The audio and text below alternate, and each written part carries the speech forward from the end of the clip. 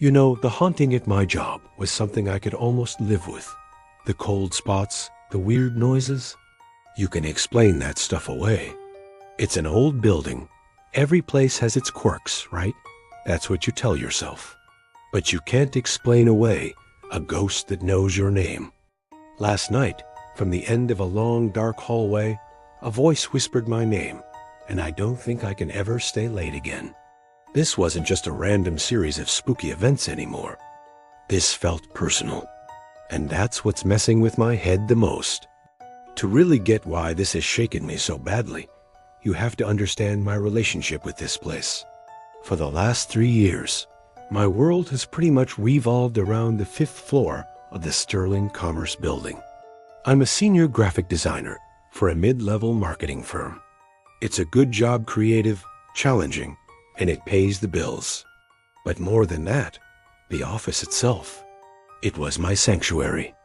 The building is a total relic from the 1970s, a solid block of concrete and glass that was probably the height of cool back then.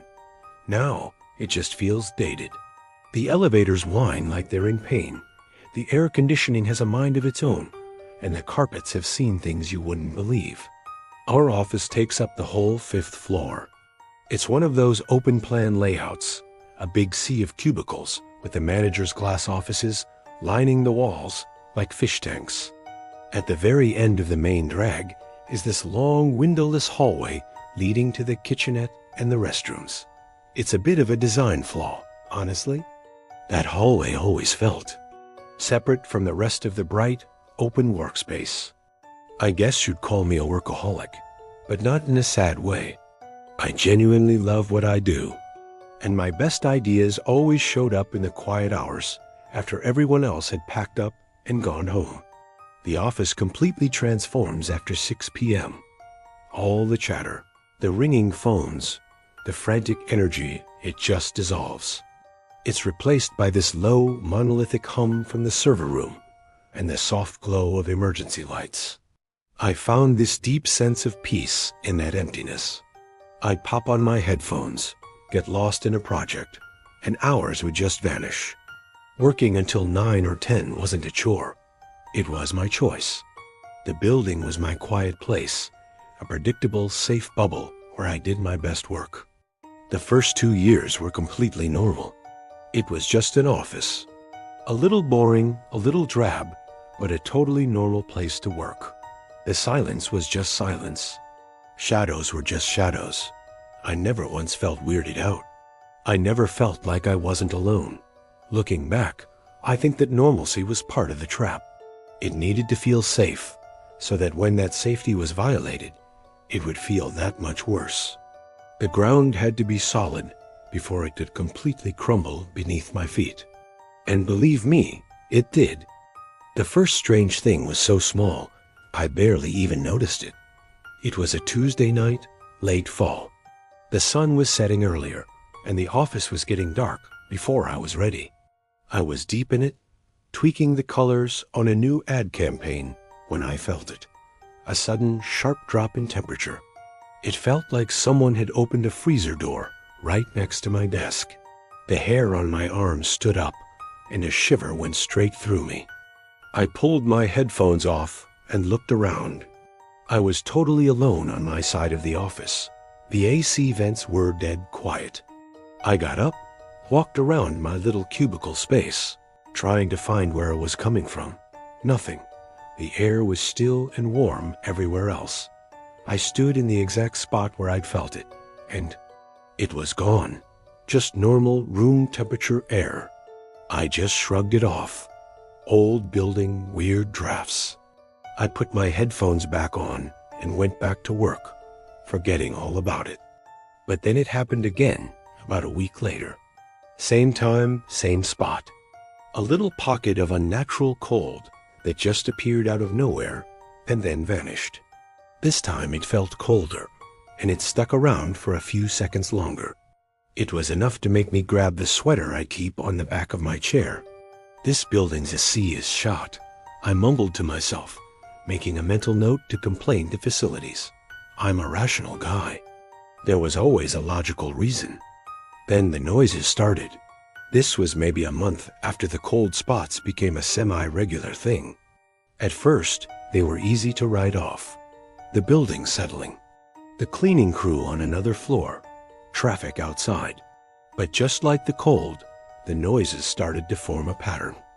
It would always be after 8 p.m., when the city noise died down and the building got truly quiet. I'd hear what sounded like a soft shuffling of paper from a cubicle clear across the room. I'd stop, listen hard, and hear nothing but silence. I'd get up, walk all the way over, and find the desk empty, papers perfectly still. I just told myself it was an echo, my own sounds bouncing around the huge empty space. A few nights later, it was the sound of a chair scraping the floor in one of the glass conference rooms. A heavy, deliberate sound. My heart did a little jump that time. I went over and peered through the glass, cupping my hand to block the glare from the hallway lights. The room was empty. All the chairs were pushed in neatly under the table, exactly where they'd been left hours ago. I started to develop a routine. Hear a noise, freeze, find a logical reason for it, and force myself back to work. I was actively trying to talk myself out of what I was hearing.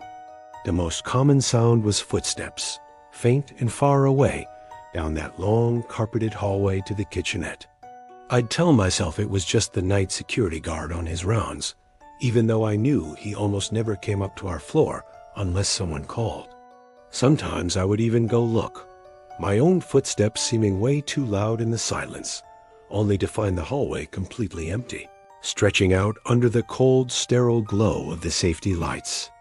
Every time I found nothing, I felt this weird mix of relief and foolishness. I was just being jumpy. The quiet was finally getting to me. That's what I told myself, again and again. The line between weird old building and something is seriously wrong here got blurry fast. My skepticism was being chipped away, piece by piece. The events started to get more specific, more personal, and a whole lot harder to explain away. This is when the real fear started to creep in, the kind that follows you home and makes you double-check the locks. It started with my desk. I'm a creature of habit. My workspace is my zone, and it's meticulously organized. My pens are in their holder. My drawing tablet is always parallel to my monitor, and my little stress ball sits in the top left corner of my desk. One morning, I came in to find my pen holder on the complete opposite side of the desk. I frowned, just figured the night cleaner had been careless, and moved it back. The next day, one single pen was laid perfectly in the center of my keyboard. It was small, it was petty, but it was impossible. The cleaning crew had strict instructions not to touch personal stuff on desks. And why would they? It made no sense. I started taking a picture of my desk with my phone before I left each night. And sure enough, 2 or 3 times a week, something small would be different. A stack of papers restacked, but at a weird angle. My mouse moved to the left of the keyboard. My favorite coffee mug, which I always left by my monitor, would be sitting on my chair. This wasn't like the noises or the cold spots. This was deliberate. This felt like a message. It was a quiet, creepy way of saying, I can touch your things. I can come into your space when you're not here. It felt like a violation. I stopped blaming the building. I started to seriously wonder if a coworker was messing with me. But who? And why? Nobody else ever stayed this late.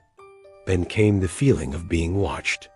This, more than anything, is what started to break me. It's a primal feeling you can't rationalize. You don't see anything, you don't hear anything, but every nerve in your body is screaming that someone is staring at you. It would happen when my back was to the rest of the office. A tingling would start at the base of my neck and crawl up my scalp, my skin prickly with this sudden, intense awareness. I'd whip my head around, my heart pounding, fully expecting to see someone standing there, silently watching me from the entrance to the cubicle area. But it was always empty, just rows of dark monitors reflecting the dim lights. The emptiness itself started to feel threatening, as if the space where a person should be was somehow scarier than actually seeing someone. It felt like my survival instincts were firing on all cylinders, screaming threat, but my eyes saw nothing. I started getting paranoid. I was glancing over my shoulder every few minutes. I started angling my chair so I had a wider view of the office. The peace I used to find here was gone, replaced by this constant, low-level dread. The silence wasn't calming anymore. It was heavy, like it was waiting for something. The final stage before last night, was the shadows, quick movements in my peripheral vision. I'd be staring at my screen, and out of the corner of my eye, I'd see a dark shape dart past the doorway of a manager's office. I'd snap my head up, scanning the area, but there was nothing. Just the still, silent office. This started happening more and more. A flicker of movement down that long hallway. A tall shadow that seemed to pull away from the other shadows for just a second before melting back in. I was at war with myself. The logical part of my brain insisted I was just tired, stressed out, that my eyes were playing tricks on me. But the other part, the animal part, knew what it was feeling. I wasn't alone. I was being watched. I was being toyed with. My skepticism hadn't just disappeared. It had shattered. I was genuinely scared. I started leaving earlier, around 8 p.m. instead of 10 o'clock. I stopped wearing headphones because I needed to hear everything. My sanctuary had become a source of constant anxiety. I didn't know it then, but this was all just a warm-up. Whatever was in my office was just getting started. It was testing me, pushing me, seeing how far it could go before I broke. And last night, it decided it was done playing games. Last night was the deadline for the big quarterly presentation. The kind of massive project that has you living on coffee and seriously questioning your life choices. There was no leaving early. I knew when I walked in that morning that I'd be there until midnight, minimum. I just tried to push the dread down and focus on the work. By 7 p.m., the place was a ghost town. By 9 p.m., I was the only person left on the entire floor. The building's energy-saving lights kicked in, and half the overheads shut off, plunging most of the office into deep shadow. The only real light was the glow from my monitors and the harsh, cold glare of the emergency fixtures, which threw these long, warped shadows down every aisle. The usual hum of the building seemed louder, the silence in between it deeper. All the usual stuff came back, but this time it was on steroids. The cold spot by my desk didn't just appear and vanish. It settled in for good, a permanent patch of frigid air that made my teeth chatter. I heard paper shuffling, not from across the room, but from the cubicle right next to mine. It was so clear, so close, that I actually whispered, "Hello?" My voice sounded tiny. The shuffling stopped instantly. The silence that crashed back in felt heavier than before. I tried to work, but my focus was completely gone. Every creak of the building, every distant siren made me jump. That feeling of being watched was no longer a tingle on my neck. It was a physical pressure, like someone was standing right behind my chair, leaning over my shoulder, their face just inches from mine. I kept spinning around, heart hammering my ribs, only to find nothing but oppressive darkness.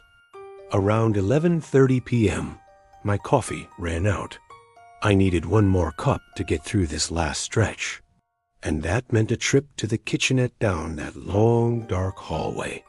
The hallway that always felt wrong. The one where I always heard those faint footsteps. There's something deeply unsettling about a place that should be familiar, but just feels off. That hallway was the definition of off. I stood there at the edge of the office, just staring down the corridor. It was a tunnel of black, with the weak green glow of the exit signs at the far end. I almost decided to forget it. I could finish without more coffee, but some stubborn part of me refused to let the fear win. It's just a hallway. I told myself. My footsteps were completely absorbed by the thick carpet. The air grew still and cold as I walked deeper in, away from the light of the office. The walls felt like they were closing in on me. The silence was absolute, the kind of quiet that's so total you can hear the blood rushing in your own ears. I was halfway down, my hand reaching for the kitchenette door, when I heard it. It wasn't the building settling. It wasn't paper shuffling. It was a sound, a soft, wet, breathy sound, like someone sighing right next to my ear. I froze solid, every muscle in my body locked up. I held my breath, just listening. For a long second, there was nothing but the frantic pounding of my own heart. I started to tell myself I'd imagined it. It was the air vents. It was nothing. And then it came. From the deepest, darkest part of the hallway behind me. A whisper. It wasn't loud, but it cut through the silence like a shard of glass. It was raspy and dry, and it felt like it was made of cold. A voice with no body, no source. And it said my name. It didn't shout it. It didn't call it. It whispered it, like it was a secret. The way it said my name, it was familiar. Like it knew me, like it had been waiting to finally say it. That one word, my name, spoken into the dark. Time just stopped. The whole world shrank down to that single whispered word hanging in the air. This wasn't a random haunting. This wasn't some leftover energy. This was intelligent. It was aware. It knew who I was. And in that one awful moment, my whole view of the world just crumbled. The fear was unlike anything I have ever felt. It was pure, paralyzing terror that bypassed my brain and went straight for my soul. I didn't scream. I couldn't. My lungs wouldn't work. I just stood there, frozen, staring into the darkness that had just spoken to me. I have no idea how long I stood there, frozen in that hallway. It could have been 10 seconds or 10 minutes.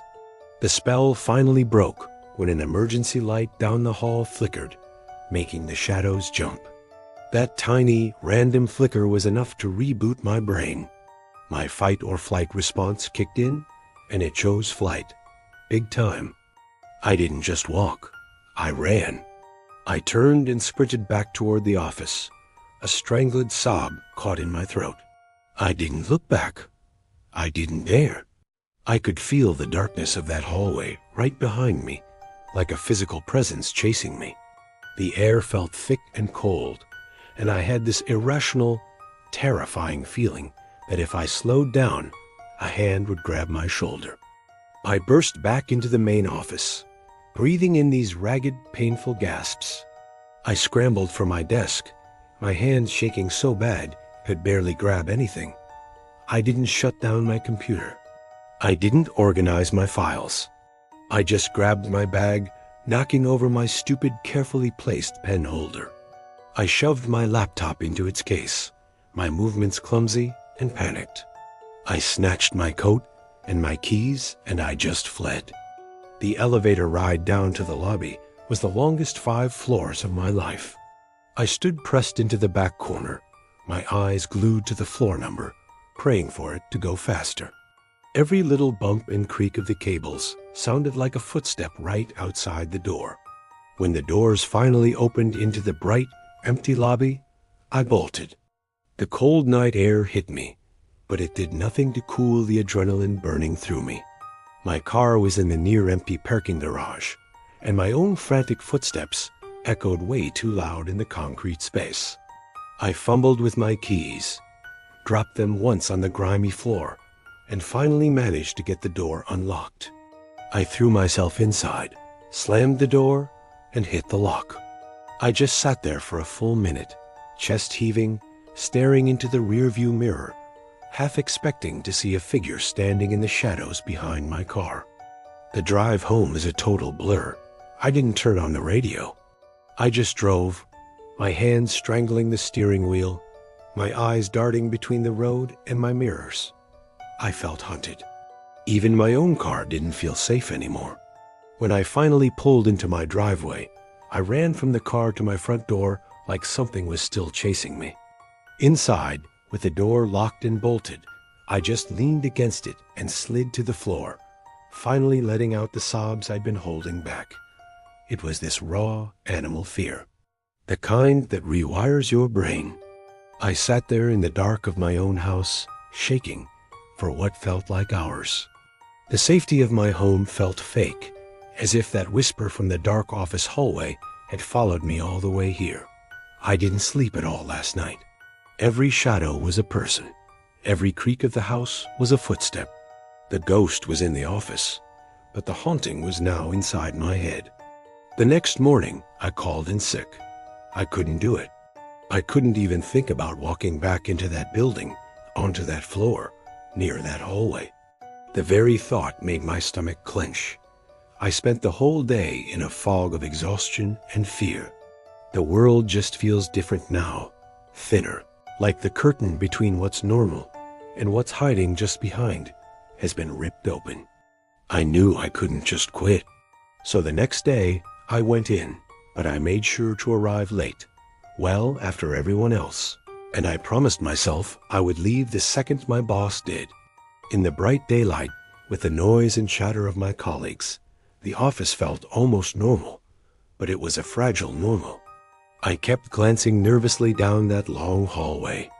It looked harmless, but I knew what was waiting in the dark. I couldn't keep it to myself anymore. The secret was too heavy.